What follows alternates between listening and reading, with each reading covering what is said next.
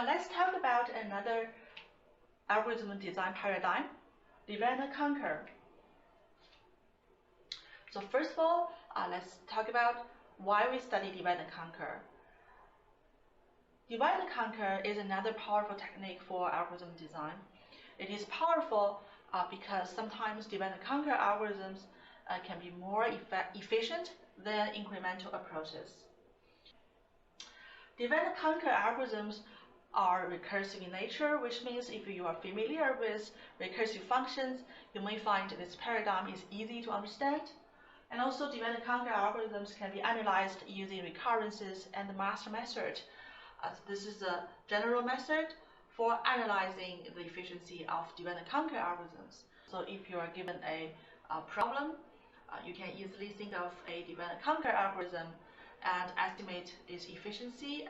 That can be a very good baseline, and you can improve upon this baseline algorithm. So let's talk about the paradigm. It has 3 steps. The first, divide step, divide the problem into smaller subproblems of the same problem. So that's how we divide the problem. And then the conquer step, conquer the subproblems by solving them recursively, and if they are small enough, you can solve them directly. This is the conquer step. And the last step, the combine step, combine subproblem solutions to solve the original problem. So all 3 steps together can give us a divide and conquer algorithm. So here I have a pseudocode for a general divide and conquer algorithm. The first line checks whether P is small enough or not. If P is small enough, the input problem P is small enough, then line 5 gonna solve it directly. If the input problem P is not small enough, then line 2, line 3, and line 4 correspond to the 3 steps. So basically line 2 gonna divide the problem into smaller subproblems, piece of 1, piece of 2, and piece of m. And number 3, line 3 gonna have m recursive calls. So for example, to solve subproblem P1, you're gonna call DCP1 again, and DCP2, and so on.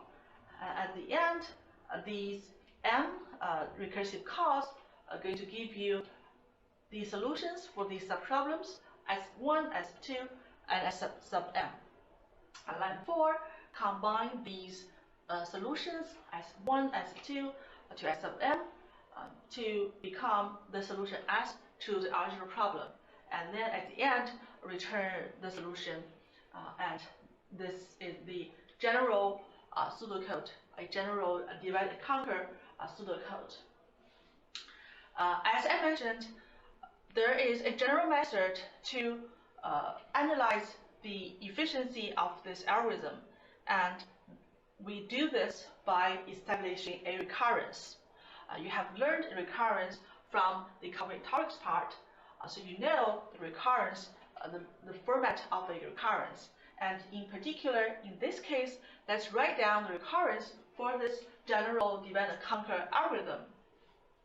Let's say we have the input size of P is n, so we can write Pn to represent the running time of this divide and conquer general algorithm. And line 2, the divide step, let's say the divide step, the running time is dn. Okay, and now let's skip line 3 for a moment.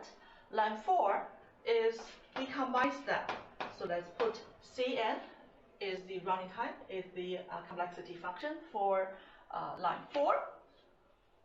And now back to line 3, there are m recursive calls, and for each one of them, let's say we are dealing with the subproblem Pi. We need to know the size of Pi. Okay, so that's the input size of smaller recursive calls. And then we use T to represent, this is the running time of this research recursive call to solve the subproblem Pi. And because there are n of them, so we need to sum up all of them together. Okay, and this is how we establish this recurrence for this general divide and conquer algorithm. So here it is, Tn equals this dimension of m different recursive calls plus Dn plus Cn. You can actually apply this kind of analysis to all of your divide and conquer algorithms. And then later on, we're going to study a few techniques to solve this Tn recurrence efficiently. Okay.